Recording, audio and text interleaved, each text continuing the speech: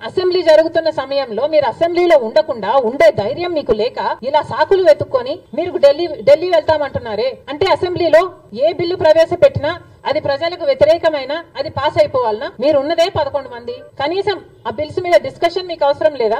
మీరు కొట్లాడాల్సిన అవసరం లేదా? ఏం ఆలోచన చేస్తున్నారు జగన్మోహన్ రెడ్డి గారు? అసలు ఈ వెనుకొండలో జరిగిన హత్య కూడా పొలిటికల్ మర్డర్ ఇది కానే కాదు, ఇది వ్యక్తిగత మర్డర్ అని కూడా అంటున్నారు కదా. మేము ఏదో సాక్షి మీడియానో లేకపోతే టీడీపీ మీడియానో పట్టుకొని మాట్లాడడం లేదు. మా ఎంక్వైరీలు మేము చేసుకొని న్యూట్రల్ మీడియాతో లోకల్ గా మేము మాట్లాడిన తర్వాత మేము వచ్చిన కన్క్లూషన్ ఏమిటి అంటే ఇది వ్యక్తిగత మర్డర్.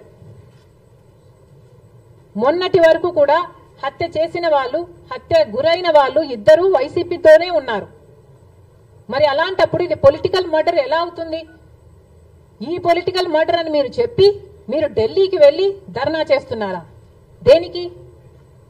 మీ ఉనికి కాపాడుకోవడం కోసం.